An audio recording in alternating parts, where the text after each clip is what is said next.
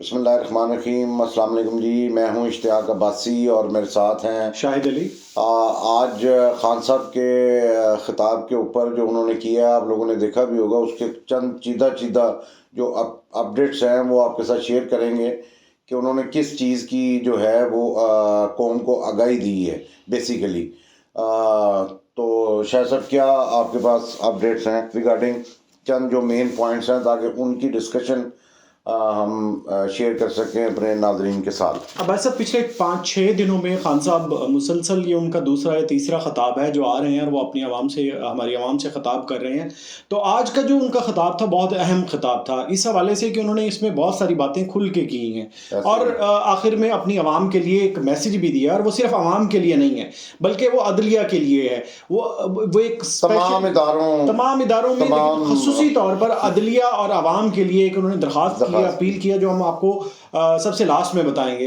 तो खान साहब ने जो अपना ख़ताब शुरू किया वो सबसे पहले यहाँ से उन्होंने बात स्टार्ट की कि जब ये सारे रजीम चेंज ऑपरेशन के हवाले से चीज़ें चल रही थी तो उस वक्त मैंने ताकतवर हलकों को हमने बाकायदा वार्न किया था कि मईशत बड़ी मुश्किल से संभली है। और आप जिस शौकत तरीन साहब को, सॉरी मैं आपकी बात काट रहा हूँ, शौकत तरीन साहब को भेजा भी था इन्होंने। पहले शौकत तरीन साहब ने जाके बताया भी था जी। उसके बाद खान साहब ने खुद भी बात की है। जी, कंटिन्यू करें आप। तो इन्होंने कहा कि हमने बाकायदा ताकतवर हलकों को वार्न किया था कि अगर अब आपने मईशत इस मामला जिस तरह जो फ्लो चल रहा है इसको छेड़ा तो दोबारा मईशत संभाली नहीं जाएगी। और वही हालात अब आपके सामने हैं जिस तरह से चीज़ें चल रही हैं। इन्होंने स्पेशली ये कहा कि अब मईशत डिस्टेबलाइज हो जाएगी, हमने उनको बताया, और बाद में संभाली नहीं जाएगी। और जिस तरह से पर्टिकुलरली खान साहब ने कहा कि कमोडिटीज़ जो हैं उनकी जो कीमतें हैं वो अभी बढ़ना स्टार्ट हुई हैं और आगे मजीद बढ़ेंगी।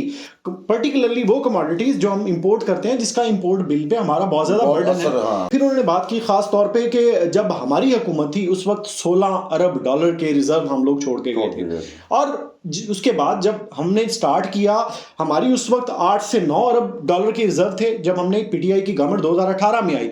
उसके बाद जब हमने छोड़ी तो हमने 16 अरब डॉलर, तकरीबन 16.4 अरब डॉलर के रिजर्व हम लोग छोड़ के गए। आज इस वक्त अब्बासी साहब हमारे कौमी खजाने में 3.6 अरब डॉलर के रिजर्व मौजूद है। और अब्बासी साहब इसके मुकाबले में दो के कोई कंपैरिजन नहीं है। अगर हम इंडिया की बात करें तो इस वक्त 600 अरब डॉलर से जायद के रिजर्व वो लोग लेके चल रहे हैं। तो ये भी एक छोटा जो है ना वो कंपैरिजन और इंडिकेशन है कि उनकी गवर्नमेंट में क्या हो रहा था और इस वक्त जो पीडीएम की गवर्नमेंट है खास तौर पे वो क्या हो रहा है। खान साहब ने यह भी कहा कि इनका मकसद किसी भी तौर पे, ये इनका एजेंडा जो था जब आखिरी टाइम चल रहा था हुकूमत का पीटीआई की, तो इनका एजेंडा महंगाई मुकाओ था। इन्होंने, आपको याद होगा, पीपल्स पार्टी ने भी महंगाई मार्च किया था, मौलाना फजल रहमान साहब ने भी किया था, और इधर मरियम नवाज साहिबा और हमजा शहबाज भी निकले थे, ऐसे ही। तो इन्होंने ये महंगाई के लिए और इस चीजों के लिए किया था। तो आज ये उनका एजेंडा कहाँ गया है? कोई भी नहीं। इन्होंने कर क्या दिया है हमारी आवाम के साथ? किस कदर पिस गए हैं महंगाई के बोझ तले, और आगे जो महंगाई का तूफान आ रहा है वो नाकाबिले बर्दाश्त होगा, खसूसन जो लोअर तबका है उसके लिए, जो हमारे दिहाड़ीदार मजदूर भाई हैं, जो हमारी बाकी लोगों के लिए हमने बात की थी।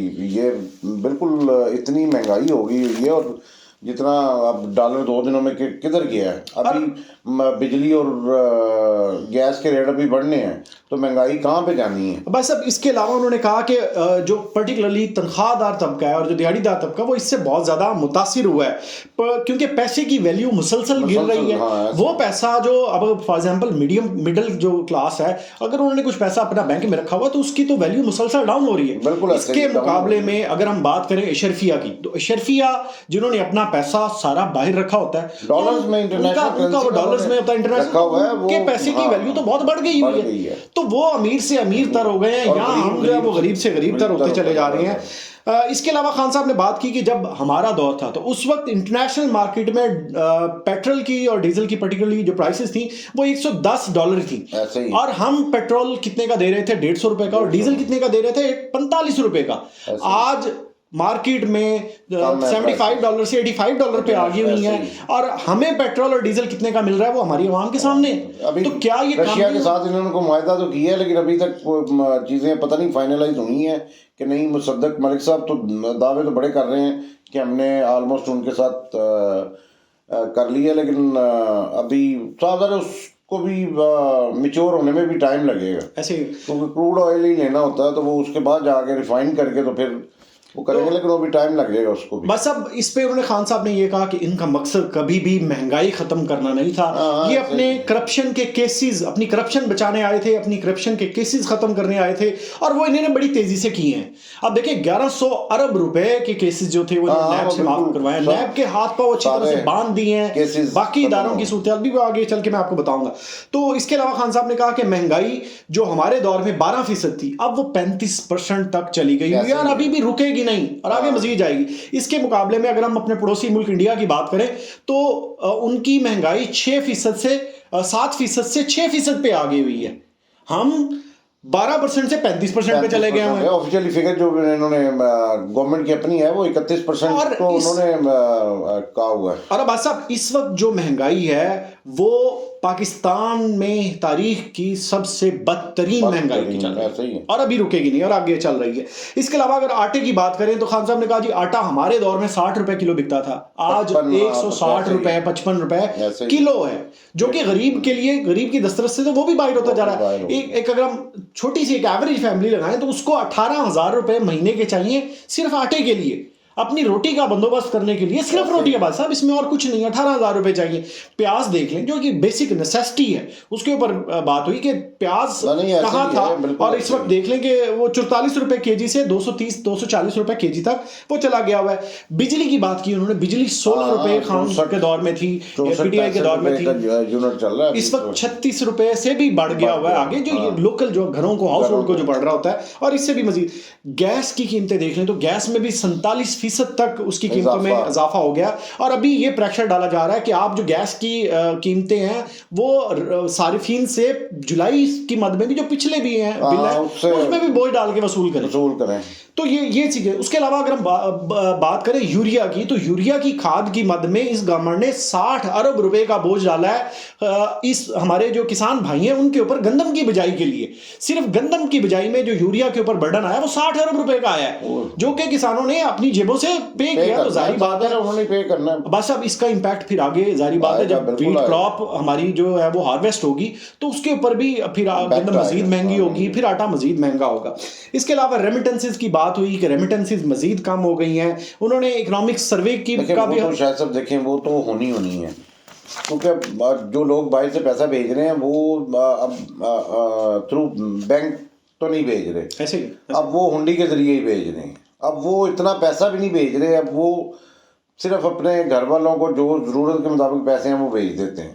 खान साहब के दौर में तो और चीज़ थी ना कि जी एक्स्ट्रा पेमेंट भी भेज देते थे बाय जो हमारे लोग हैं, लेकिन अभी इस वक्त वो नहीं है। बस अब इसके अलावा उन्होंने इकोनॉमिक सर्वे का हवाला दिया जिसकी रिपोर्ट जुलाई में आई है, जो इस मौजूदा दौर की हुकूमत में आई है, जिसके मुताबिक पिछले दौरे हुकूमत में जीडीपी 5 से 6% के दरमियान थी जो आपकी तरक्की की शरह है, और इस वक्त तरक्की की शरह आपकी माइनस में चली जाएगी जो सूरत चल रही है बेशुमार। अगर हम नौकरियों की बात करें तो पीटीआई के दौरे हुकूमत में खान साहब ने कहा कि 55 लाख नौकरियों को बंदोबस्त हमने किया, हमने 55 लाख नौकरियां बढ़ाई। लेकिन अगर हम बात करें इस दौरे हुकूमत में तो सिर्फ एक एग्जाम्पल ही काफी है, जो टेक्सटाइल सेक्टर है फैसलाबाद में आपके सामने है। कितने लोग हैं जो बेरोजगार इस वक्त हो चुके हैं। खान साहब ने यह भी कहा कि मुझे खतरा ये है कि इस वक्त हमारी जो नेशनल सिक्योरिटी है उसको भी बहुत बड़ा खतरा है, क्योंकि जो भी अब देखें इस सूरत हाल में हमें किसी ना किसी से बेल आउट पैकेज चाहिए। तो बेल आउट पैकेज के लिए जब भी आप किसी के पास जाएंगे तो वो आपके ऊपर सख्त शराइत लगाएंगे। अगर हम श्रीलंका की एग्जाम्पल दें तो श्रीलंका अभी लास्ट टाइम जो डिफॉल्ट कर गया उसके बाद उनके ऊपर ये पाबंदी भी उन्हें रिकमेंडेशन दी गई है कि आप अपनी फौज के बजट में 50% तक कमी करें। और वही ना शायद सब बात ये है कि फिर हम लेके आ जाएंगे कि देखें इस वक्त कोई भी मुल्क आपको मतलब सऊदीया ने पैसे दिए इमरान खान को,